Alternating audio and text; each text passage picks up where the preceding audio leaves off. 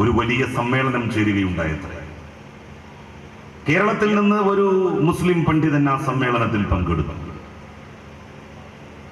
അറേബ്യയിലെ പല പ്രമുഖരായിട്ടുള്ള പണ്ഡിതന്മാരും ഒന്നിലധികം വിവാഹം കഴിച്ചിട്ടുള്ളവരാണ്. കേരളത്തിൽ നിന്ന് പങ്കെടുത്ത മുസ്ലിം പണ്ഡിതൻ ഒരു വിവാഹമേ കഴിച്ചിട്ടുള്ളൂ എന്ന് അറിഞ്ഞപ്പോൾ അവർക്ക് അത്ഭുതമായി. എന്തേ അങ്ങനെ എന്ന് കേരളക്കരയിൽ നിന്ന് പങ്കെടുത്ത മുസ്ലിം പണ്ഡിതനോട് അവർ ചോദിച്ചപ്പോൾ അദ്ദേഹം അതിന് മറുപടിയായിട്ട് പറഞ്ഞത്, എന്റെ ഖദീജ മരിച്ചിട്ടില്ല എന്നാണ്. നമ്മളുടെ ഖദീജമാർ മരിക്കാത്തത് കൊണ്ടാണ് നമ്മൾ രണ്ടാമതൊരു വിവാഹത്തെക്കുറിച്ച് ചിന്തിക്കാത്തത്. റസൂലുള്ളാഹി സ്വല്ലല്ലാഹു അലൈഹി വസല്ലമയുടെ മകൾ ഫാത്തിമ റളിയല്ലാഹു അൻഹ, ഫാത്തിമ റളിയല്ലാഹു അൻഹയെ വിവാഹം കഴിച്ചിരുന്നത് നാലാമത്തെ ഖലീഫയായിട്ടുള്ള അലി ഇബ്നു അബീ താലിബ് റളിയല്ലാഹു അൻഹു. ഫാത്തിമ റളിയല്ലാഹു അൻഹ ജീവിച്ചിരിക്കെ അലി റളിയല്ലാഹു അൻഹുവിന് രണ്ടാമതൊരു വിവാഹം കഴിക്കണം എന്ന് തോന്നി. റസൂലിനോട് നേരിട്ടത് പറയാൻ അദ്ദേഹത്തിന് പ്രയാസം. ഒരാളെ ശട്ടം കെട്ടിയതിന് റസൂലിന്റെ അനുമതി ഒന്ന് വാങ്ങി. ശട്ടം കെട്ടിയയാൾ റസൂലിനെ പോയി കണ്ടു. അലി ഇബ്നു അബീ താലിബ് റളിയല്ലാഹു അൻഹുവിന്റെ അഥവാ റസൂലിന്റെ മരുമകന്റെ ഇംഗിതം അറിയിച്ചു. ഇത് കേട്ട മാത്രയിൽ റസൂല് അതിനോട് പ്രതികരിച്ചത് എങ്ങനെയാണെന്നോ, എന്റെ ഫാത്തിമാന്റെ ഹൃദയം വേദനിക്കും എന്ന് പറഞ്ഞുകൊണ്ടാണ്. ലോകത്തിലെ ഓരോ സ്ത്രീക്കും ഒരു ഹൃദയമുണ്ട് എന്ന് റസൂൽ പ്രഖ്യാപിക്കുകയായിരുന്നു. ഫാത്തിമ റളിയല്ലാഹു അൻഹ മരിച്ചതിന് ശേഷമാണ് അലി ഇബ്നു അബീ താലിബ് റളിയല്ലാഹു അൻഹു രണ്ടാമതൊരു വിവാഹത്തെക്കുറിച്ച് ചിന്തിച്ചത്, വിവാഹം കഴിച്ചത്. ഇസ്ലാമിലെ ബഹുഭാര്യത്വത്തിന്റെ ആദ്യ പാഠങ്ങളാണിത്. അത്യപൂർവമായ ചില രാഷ്ട്രീയ സാമൂഹ്യ പശ്ചാത്തലങ്ങളിൽ ചെയ്യേണ്ട ഒരു കർമ്മമാണത്. പുരുഷന്റെ എണ്ണത്തെക്കാൾ സ്ത്രീകൾ കൂടി വരുന്ന ഒരു സന്ദർഭം അത്തരം അപൂർവമായിട്ടുള്ള ഘട്ടങ്ങളിൽ നിർവഹിക്കപ്പെടേണ്ടത്. മറ്റു മതങ്ങളിലൊക്കെ തന്നെ എന്തുകൊണ്ടാണ് ബഹുഭാര്യത്വം അംഗീകരിക്കപ്പെടാതെ പോയത് എന്ന് ചോദിക്കുന്നവരുണ്ട്. മറ്റുള്ള എല്ലാ മതങ്ങളിലും അധികമായി വരുന്ന സ്ത്രീകളെ അക്കമഡേറ്റ് ചെയ്യുന്നതിനുള്ള സംവിധാനങ്ങളുണ്ട്. ക്രിസ്ത്യാനിറ്റിയിൽ കന്യാസ്ത്രീകൾ, എക്സസായി വരുന്ന സ്ത്രീകൾ അക്കമഡേറ്റ് ചെയ്യപ്പെടുന്നതിന് ക്രിസ്ത്യാനിറ്റിയിൽ ഒരു സംവിധാനമുണ്ട്. അതാണ് കന്യാമഠങ്ങളിലൂടെ ലോകമെമ്പാടുമുള്ള കത്തോലിക്ക മതവിശ്വാസികൾ എത്രയോ നൂറ്റാണ്ടുകളായി പ്രാക്ടീസ് ചെയ്തുകൊണ്ടിരിക്കുന്നത്. അങ്ങനെ ഒരു കന്യാസ്ത്രീ സംവിധാനം ഇസ്ലാമിൽ ഇല്ല. ഹൈന്ദവ സമുദായത്തിലാണെങ്കിലും സന്യാസിനി സമ്പ്രദായം നിലനിൽക്കുന്നു. വൈവാഹിക ജീവിതത്തിൽ ഏർപ്പെടാതെ മതപ്രവർത്തനങ്ങളിൽ, ആധ്യാത്മികമായിട്ടുള്ള പ്രവർത്തനങ്ങളിൽ, മേഖലകളിൽ വ്യാപൃതമായി ജീവിക്കുവാനുള്ള ഒരു ഇടം അവരെ സംബന്ധിച്ചിടത്തോളവും ഉണ്ട് നിയമപരമായി. അതുകൊണ്ട് തന്നെ ബഹുഭാര്യത്വത്തെക്കുറിച്ച് ആലോചിക്കേണ്ടതില്ല ആ മതജനവിഭാഗങ്ങളെ സംബന്ധിച്ചിടത്തോളം. അത്യപൂർവമായ ചില സന്ദർഭങ്ങളിൽ അനുവദിക്കപ്പെട്ടിട്ടുള്ളത് മാത്രമാണ് മുസ്ലിങ്ങൾക്ക് പോലും ബഹുഭാര്യത്വം. പക്ഷെ പ്രശ്നം, ഇതിനെ ന്യായീകരിക്കുവാൻ വേണ്ടി നമ്മളൊക്കെ കാണിക്കുന്ന വലിയ ആവേശവും ജാഗ്രതയും കാണുമ്പോൾ കേൾക്കുന്നവൻ വിചാരിച്ചു പോകും, ഇയാൾ പ്രസംഗം കഴിഞ്ഞാൽ രണ്ടാമതൊന്ന് കെട്ടാൻ വേണ്ടി പോവുകയാണ് എന്ന്. ആ നിലക്കായിരിക്കും ആകെ വേർത്ത് കുളിച്ച് അത്യാവേശത്തിൽ നിന്ന് വളരെ സൗമ്യമായി പറഞ്ഞു കൊടുക്കേണ്ട കാര്യമാണിതൊക്കെ. അതിന് പകരം ശരീരഭാഷ കൊണ്ടും ശബ്ദത്തിന്റെ ആ ഒരു ഗാംഭീര്യം കൊണ്ടും ഇതെന്തോ നിർബന്ധമുള്ള കാര്യമാണ് എന്ന് കേൾക്കുന്നവർക്ക് തോന്നും വിധം ബഹുഭാര്യത്വത്തെ നമ്മൾ അവതരിപ്പിച്ചു. അതുകൊണ്ട് അത് വലിയ തെറ്റിദ്ധാരണകൾ ലോകത്ത് പരത്തി. അതുപോലെ തന്നെ തെറ്റിദ്ധരിപ്പിക്കപ്പെട്ടിട്ടുള്ള ഒന്നാണ് ഇസ്ലാമിന്റെ ജിഹാദ് എന്ന് പറയുന്ന കൺസെപ്റ്റ്. ധർമ്മസമരം, ധർമ്മയുദ്ധം. ഈ ധർമ്മസമരം, ധർമ്മയുദ്ധം എന്താണ്? മാനവികതയുടെ ശത്രുക്കളോട് പൊരുതാതിരിക്കാൻ മനുഷ്യത്വത്തെ നെഞ്ചേറ്റുന്ന ഏതെങ്കിലും ജനവിഭാഗത്തിന് കഴിയുമോ? ലോകത്ത് സംഘർഷങ്ങളും സംഘട്ടനങ്ങളും ഉണ്ടായിട്ടുണ്ട്. മഹാഭാരത യുദ്ധങ്ങൾ മുഴുവൻ ധർമാധർമ്മ സംഘട്ടനങ്ങളെ സംബന്ധിക്കുന്ന പ്രതിപാദ്യങ്ങളാൽ നിർഭരമാണ്. ധർമ്മവും അധർമ്മവും തമ്മിൽ, സത്യവും അസത്യവും തമ്മിൽ, നീതിയും അനീതിയും തമ്മിൽ മനുഷ്യാരംഭം മുതൽക്ക് തന്നെ സംഘർഷങ്ങളും സംഘട്ടനങ്ങളും ഉണ്ടായിട്ടുണ്ട്. ധർമാധർമ്മ സംഘട്ടനമാണ് ജിഹാദ്.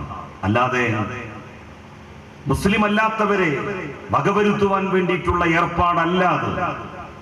ഒരിക്കൽ പ്രവാചകനോട് ചോദിച്ചു, അല്ലയോ പ്രവാചകൻ, എന്താണ് ജിഹാദ്? അതിന് പ്രവാചകൻ നൽകിയ മറുപടി, ഏറ്റവും വലിയ ജിഹാദ് ഓരോരുത്തരും അവനവന്റെ ദേഹേച്ഛയോട്, അവനവന്റെ ഇഷ്ടങ്ങളോട്, ആഗ്രഹങ്ങളോട്, ഇച്ഛകളോട്, അഭിലാഷങ്ങളോട് പ്രതിരോധിച്ചു നിൽക്കുന്നതാണ്. അതിൽ നിന്ന് രക്ഷപ്പെടുവാൻ നടത്തുന്ന ശ്രമങ്ങളാണ് ഏറ്റവും വലിയ ജിഹാദ്. വിശുദ്ധ ഖുർആൻ ലോകത്തുള്ള മുഴുവൻ മനുഷ്യരോടുമായി ചോദിക്കുന്ന ഒരു ചോദ്യമുണ്ട്. മാലക്കും ലാ തുഖാതലൂന ഫീ സബീലില്ലാഹി വൽ മുസ്തദഅഫീന മിനർ റിജാലി വന്നിസാഇ വൽ വിൽദാൻ. നിങ്ങൾ എന്തുകൊണ്ടാണ് അടിച്ചമർത്തപ്പെടുന്ന സ്ത്രീകൾക്കും കുട്ടികൾക്കും പുരുഷന്മാർക്കും വേണ്ടി യുദ്ധം ചെയ്യാത്തത്? അധർമ്മകാരികൾക്കെതിരായി നിങ്ങൾ എന്തുകൊണ്ടാണ് യുദ്ധത്തിൽ ഏർപ്പെടാത്തത്? ധർമ്മസമരത്തിന്റെ വഴി സ്വീകരിക്കാത്തത്? അരാജകത്വവും അന്യായവും പാവപ്പെട്ട മനുഷ്യരുടെ മേൽ കെട്ടിവെക്കുന്നവർക്കെതിരായി എന്തുകൊണ്ടാണ് നിങ്ങൾ പടപ്പുറപ്പാട് നടത്താത്തത്? നിങ്ങൾ കേട്ടിട്ടുണ്ടാകും മമ്പുറം സയ്യിദ് അലവിക്കോയ തങ്ങൾ. അദ്ദേഹം വിഖ്യാതമായൊരു മതവിധി പുറപ്പെടുവിച്ചിരുന്നു. കേട്ടിട്ടുണ്ടാകും നിങ്ങളിൽ പലരും. അടിമയുടെ സ്ഥാനത്ത് മനുഷ്യരിൽ മഹാഭൂരിഭാഗം ഉടമസ്ഥന്മാരായി ജന്മിമാർ. ജന്മിത്വം നമ്മുടെ നാട്ടിൽ കൊടികുത്തി വാഴുന്ന കാലം. രാവിലെ മുതൽ വൈകുന്നേരം വരെ പാടത്തും പറമ്പിലും പണിയെടുക്കുന്ന കർഷകർ, കുടിയാന്മാർ, അവരെ നിഷ്കരുണം ജന്മിമാർ കുടിയൊഴിപ്പിച്ച കാലത്ത് സയ്യിദ് അലവിക്കോയ തങ്ങൾ ഒരു മതവിധി പുറപ്പെടുവിച്ചു. എന്തായിരുന്നു ആ മതവിധി? അന്യായമായി, അകാരണമായി ഏതെങ്കിലും ഒരു കുടിയാനെ ഒരു ജന്മി കുടിയൊഴിപ്പിച്ചാൽ ആ ജന്മിയെ വധിക്കുന്നത് പോലും ഒരു അപരാധമല്ല. വലിയ ജന്മിത്വ സംഘർഷങ്ങൾ, ജന്മിത്വത്തിനെതിരായിട്ടുള്ള പോരാട്ടങ്ങൾ നടന്ന മണ്ണാണ് നമ്മുടെ നാട്. ലോകത്തിന്റെ വിവിധ ദിക്കുകളിൽ ഫ്യൂഡലിസത്തിനെതിരായി, ജന്മിത്വത്തിനെതിരായി പോരാട്ടങ്ങൾ നടന്നിട്ടുണ്ട്. നിരവധി ജന്മിമാർ കൊല ചെയ്യപ്പെട്ടിട്ടുണ്ട്. അവർ അത്ര കണ്ട് പാവപ്പെട്ടവരെ ആക്രമിക്കുകയും ചൂഷണം ചെയ്യുകയും കൊലപ്പെടുത്തുകയും അവരിലെ സ്ത്രീകളെ അന്യായമായി അതിക്രമിക്കുകയും ചെയ്തിരുന്നു. അത്തരക്കാർക്ക് മനുഷ്യർ തന്നെ അതിനോടുള്ള പ്രതിഷേധം രേഖപ്പെടുത്തിയതിന്റെ ഫലമായി ശിക്ഷകൾ ലഭിച്ചു. അത് ഇസ്ലാമിലെ ജിഹാദിന്റെ ഒരു ഭാഗമാണ്. സയ്യിദ് അലവിക്കോയ തങ്ങളുടെ മകൻ സയ്യിദ് ഫസൽ പൂക്കോയ തങ്ങളാണ് ഇങ്ങനെ ഒരു മതവിധി പുറപ്പെടുവിച്ചത്. 1852 ബ്രിട്ടീഷ് ഗവൺമെന്റ് അദ്ദേഹത്തെ നാടുകടത്താൻ തീരുമാനിച്ചു. ആ തീരുമാനിച്ച സന്ദർഭത്തിൽ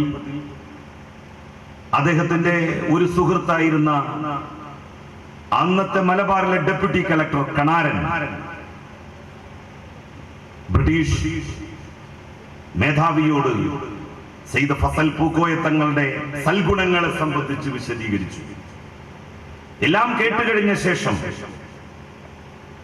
ഈ ബ്രിട്ടീഷ് പോലീസ് ഓഫീസർ, ജില്ലാ കളക്ടർ, ഡെപ്യൂട്ടി കളക്ടറായിരുന്ന കണാരനോട് പറഞ്ഞത്, ജന്മിമാർക്കെതിരായിട്ടുള്ള ഫത്വ, മതവിധി അദ്ദേഹം പിൻവലിക്കുമെങ്കിൽ അദ്ദേഹത്തിനെതിരായിട്ടുള്ള നാട് കടത്തൽ ഉത്തരവ് റദ്ദ് ചെയ്യുവാൻ ഗവൺമെന്റ് ഒരുക്കമാണ്. സെയ്ദ് ഫസൽ പൂക്കോയ തങ്ങൾ പക്ഷേ അതിന് തയ്യാറായില്ല, അതിന് മുതിർന്നില്ല.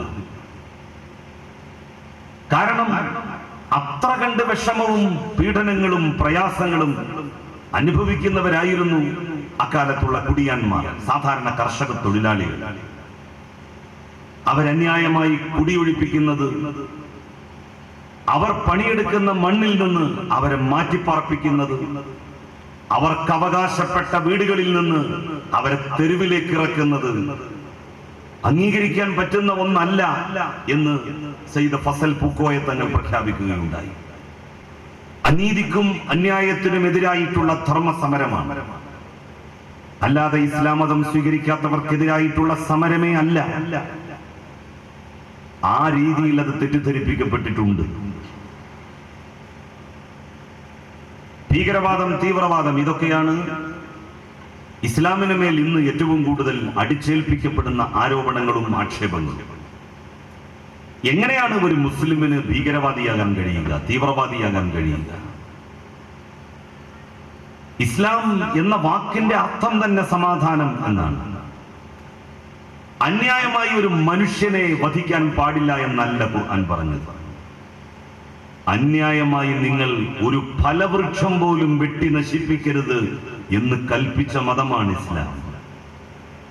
ഒരു ഫലവൃക്ഷം, ഒരു ചെടി അന്യായമായി നിങ്ങൾ നശിപ്പിക്കരുത് എന്ന് സംബോധന ചെയ്യപ്പെട്ട ഒരു ജനവിഭാഗത്തിൽപ്പെടുന്നവർക്ക് എങ്ങനെ നാട്ടിൽ മനുഷ്യരെ കൊല്ലാൻ പറ്റും? അന്യായമായി എങ്ങനെ മനുഷ്യരെ വകവരുത്തുവാൻ പറ്റും? അന്യായമായി ഒരിക്കലും കഴിയില്ല. ഭീകരപ്രവർത്തനങ്ങളിൽ, തീവ്രവാദ പ്രവർത്തനങ്ങളിൽ എല്ലാം വധിക്കപ്പെടുന്നവരിൽ 99% നിരപരാധികളും സാധാരണക്കാരും പാവപ്പെട്ടവരുമാണ്. ഒരു മനുഷ്യനെ കൊന്നാൽ ആ ജീവൻ നമുക്ക് തിരിച്ചു നൽകാനാവില്ല. അതുകൊണ്ട് തന്നെ അത് അവസാനത്തെ കൈ എന്നുള്ള നിലയിൽ മാത്രമാണ് ലോകത്ത് ഏതൊരു ദർശനവും അംഗീകരിച്ചിട്ടുള്ളത്. ആ ഇസ്ലാമിന്റെ ധർമ്മസമരവുമായി ബന്ധപ്പെട്ട സങ്കല്പം ഏറെ തെറ്റിദ്ധാരണകൾക്ക് വിഷയീഭവിച്ചിട്ടുണ്ട്. ഇസ്ലാം സമഗ്രമായിട്ടുള്ള ഒരു ജീവിത വ്യവസ്ഥയും പദ്ധതിയുമാണ്. എന്നെ ദുഃഖിപ്പിച്ചിട്ടുള്ള ഒരു കാര്യം, എന്നെ വിഷമിപ്പിച്ചിട്ടുള്ള ഒരു കാര്യം, മുസ്ലിം സമൂഹത്തോട് കാലത്തിന്റെ തേട്ടത്തിനും സാഹചര്യത്തിനും അനുസരിച്ച് ഇസ്ലാമിന്റെ പല സൽഗുണങ്ങളും പറഞ്ഞു കൊടുക്കുവാൻ നമ്മൾ ആരും തയ്യാറായില്ല എന്നുള്ളതാണ്. ഓരോ പ്രവാചകന്മാർ അവതീർണമായ കാലഘട്ടങ്ങളിലും സമൂഹത്തെ സ്വാധീനിച്ചിരുന്ന വ്യവസ്ഥിതികൾ, ആകർഷിച്ചിരുന്ന ഘടകങ്ങൾ വ്യത്യസ്തമായിരുന്നു. അതുകൊണ്ടാണ് ഓരോ പ്രവാചകന്മാർക്കും അവരവരുടെ പ്രബോധന വഴിയിൽ വിദഗ്ധങ്ങളായിട്ടുള്ള രീതികൾ സ്വീകരിക്കേണ്ടി വന്നത്. ജാലവിദ്യയെ ആളുകൾ അത്ഭുതമായി കണ്ടിരുന്ന കാലത്ത്, അതാണ് തങ്ങളുടെ വിശ്വാസത്തിന്റെ നിദാനം എന്ന് സമൂഹം വിശ്വസിച്ചിരുന്ന യുഗത്തിൽ പ്രബോധന പ്രവർത്തനങ്ങൾക്കായി ജഗദീശ്വരനായ നാഥനിൽ നിന്ന് സന്ദേശവും കൊണ്ട് അവതീർണനായ മൂസാ നബി അലൈഹിസ്സലാത്തു വസ്സലാം ജാലവിദ്യ കൊണ്ടാണ് അതിനെ നേരിട്ടത്. മുഅ്ജിസത്ത് ഒരുതരം ജാലവിദ്യ തന്നെയായിരുന്നു. ആ മുഅ്ജിസത്ത് പ്രവാചകന്മാർക്ക് മാത്രം സിദ്ധിച്ച ആ കഴിവ് ജാലവിദ്യയെ മറികടന്നു. മനുഷ്യനിർമ്മിതമായിട്ടുള്ള കൺകെട്ട് വിദ്യകളെ മറികടന്ന് വിജയിച്ചു. ശുഐബ് നബി അലൈഹിസ്സലാത്തു വസ്സലാം ഇസ്ലാമിക സന്ദേശവുമായി അവതീർണമായ കാലത്ത് അളവിലും തൂക്കത്തിലും കുറച്ച് ആളുകളെ പറ്റിക്കുന്ന മുതലാളിത്തത്തിന്റെ ഏറ്റവും ജീർണമായ മുഖം അനാവരണം ചെയ്യപ്പെട്ട സമയമായിരുന്നു. ലാ ഇലാഹ ഇല്ലല്ലാഹ്, അല്ലാഹു അല്ലാതെ ഇലാഹില്ല എന്ന് പ്രഖ്യാപിച്ച ശുഐബ് നബി അലൈഹിസ്സലാത്തു വസ്സലാം തൊട്ടുടനെ തന്നെ സമൂഹത്തോട് പറഞ്ഞത്, അളവിലും തൂക്കത്തിലും കുറച്ച് ആളുകളെ പറ്റിക്കുന്ന ഈ സമ്പ്രദായമുണ്ടല്ലോ, ഇത് നിങ്ങൾ അവസാനിപ്പിച്ചേ മതിയാകൂ. സാമ്പത്തിക കുറ്റമല്ലേ, അത് ആളുകൾ നടത്തുന്നെങ്കിൽ നടത്തട്ടെ എന്ന് ആരും കരുതിയില്ല. വർത്തമാന കാലത്ത് നാം കണ്ണോടിക്കുമ്പോൾ സ്വയം വിമർശനത്തിന്റെ കണ്ണുകൾ, ചൂണ്ടുവിരലുകൾ നാം നമ്മിലേക്ക് ചൂണ്ടാതെ നോക്കാതെ നമുക്ക് അഭിവൃദ്ധിയോ പുരോഗതിയോ കൈവരിക്കാൻ കഴിയില്ല. സ്വയം വിമർശനത്തിന് നാം നമ്മളെ വിധേയമാക്കണം. ഇതുപോലെയുള്ള സദസ്സുകളിൽ എന്താണ് നമ്മളുടെ പിഴവുകൾ, നമ്മളുടെ ന്യൂനതകൾ, അതേക്കുറിച്ചും ചർച്ച ചെയ്യപ്പെടണം. വർത്തമാനകാലത്ത് കേൾക്കുന്ന വാർത്തകളിൽ നിറഞ്ഞു നിൽക്കുന്നത് എന്താണ്? നമ്മളുടെയൊക്കെ വിശ്വാസം നമ്മളെയൊന്നും വേണ്ട വിധത്തിൽ സ്വാധീനിച്ചിട്ടില്ല എന്നുള്ളതാണ്. പണത്തോടുള്ള അത്യാർത്തി ലോകത്തുള്ള എല്ലാ വിഭാഗം ആളുകളിലും കൂടി വരുന്നു. അതേറ്റവും അവസാനം സംഭവിക്കേണ്ടത് മുസ്ലിങ്ങളിലായിരുന്നു. ദൗർഭാഗ്യവശാൽ അതേറ്റവും ആദ്യം ഇന്ന് സംഭവിച്ചുകൊണ്ടിരിക്കുന്നത് മുസ്ലിം സമൂഹത്തിലും സമുദായത്തിലുമാണ്.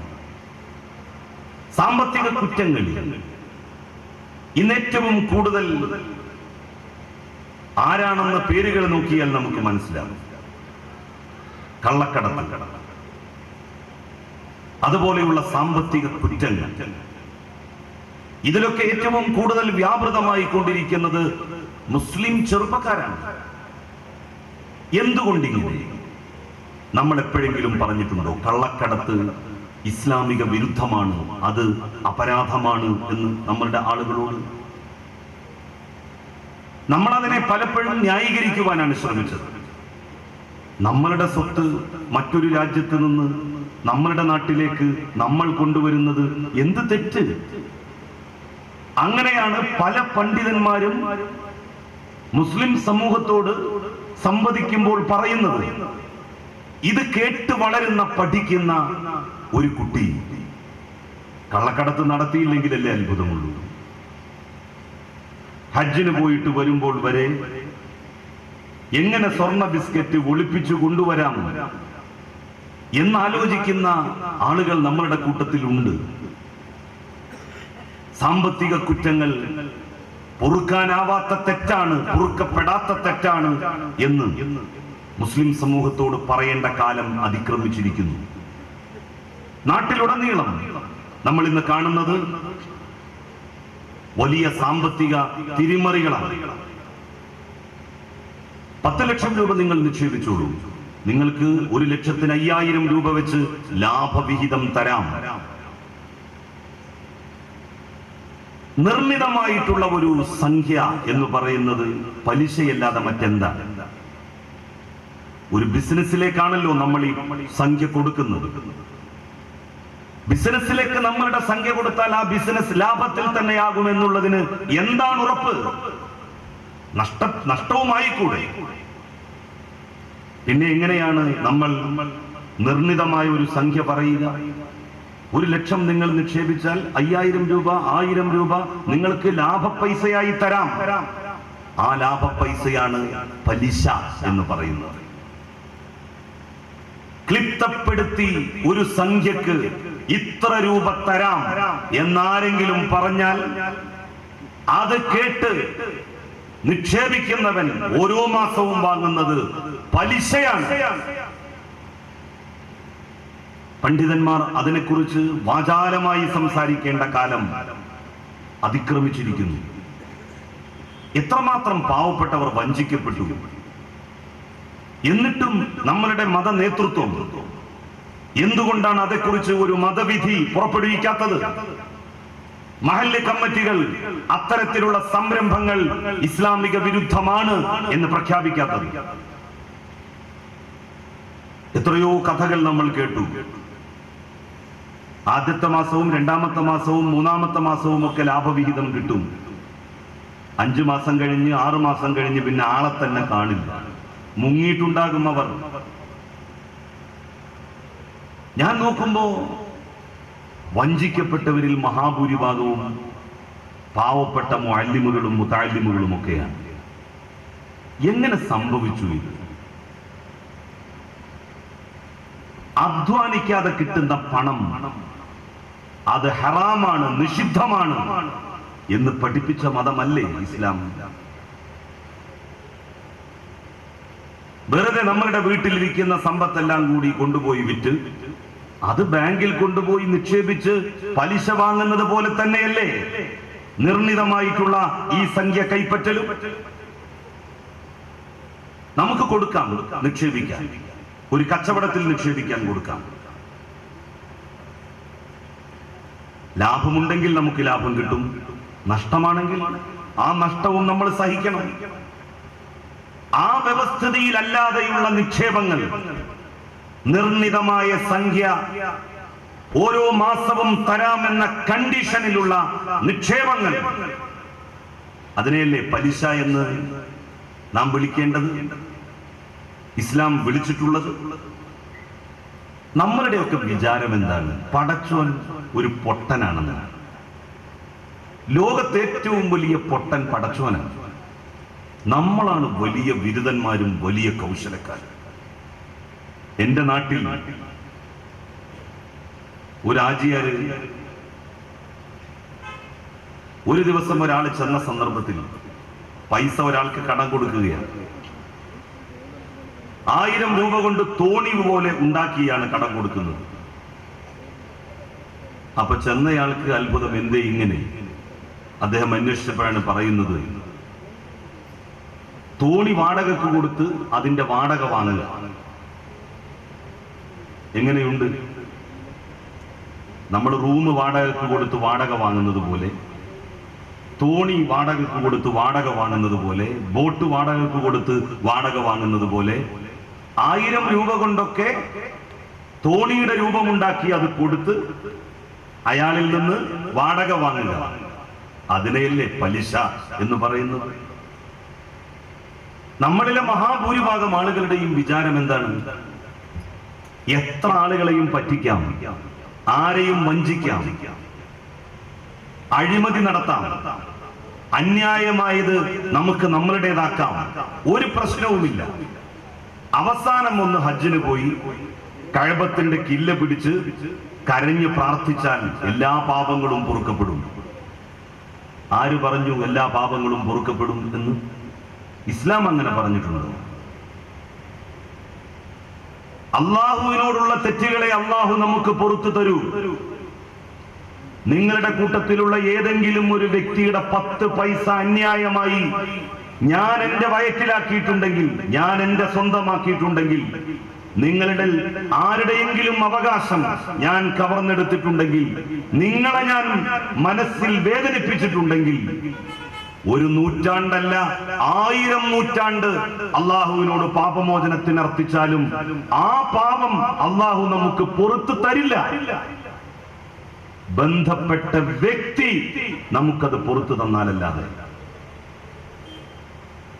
ഞാൻ നിങ്ങളിൽ ഒരാളെ പറ്റിച്ചു, സാമ്പത്തികമായി വഞ്ചിച്ചു, 1000 രൂപക്കുള്ള സാധനം 2000 രൂപക്ക് ഞാൻ നിങ്ങൾക്ക് കൊള്ളലാഭം വാങ്ങി നൽകി. ആ പാപം പൊറുക്കാൻ നിങ്ങൾ നൂറ്റാണ്ടുകൾ മക്കയിൽ പോയി പ്രാർത്ഥിച്ചാലും അത് പൊറുക്കില്ല, പൊറുക്കപ്പെടില്ല. അത് ബന്ധപ്പെട്ട വ്യക്തിക്ക് തിരിച്ചു കൊടുക്കാനുള്ളത് തിരിച്ചു കൊടുത്ത് അയാളോട് നമ്മൾ ക്ഷമാപണം നടത്തണം, മാപ്പ് ചോദിക്കണം. അയാൾ ക്ഷമിച്ചു തന്നാലേ, പൊറുത്തു തന്നാലേ ആ പാപം പൊറുക്കപ്പെടൂ. മനുഷ്യനോടുള്ള ഉത്തരവാദിത്തം ഇസ്ലാം ഊന്നി പറയുന്നുണ്ട്. ഇസ്ലാമിന്റെ പ്രത്യേകത അതാണ്. ഈ പ്രത്യേകതകളൊന്നും പക്ഷേ പ്രക്ഷേപിക്കപ്പെടുന്നില്ല. ഇസ്ലാമിന്റെ ഏറ്റവും വലിയ പ്രത്യേകത മനുഷ്യരോടുള്ള കടപ്പാട് നിർവഹിക്കാതെ ഒരിക്കലും ഒരാൾക്ക് മുസ്ലിമാകാനാവില്ല എന്നുള്ളതാണ്. മനുഷ്യരോടുള്ള ബാധ്യത എന്ന് പറഞ്ഞാൽ എന്താണ്?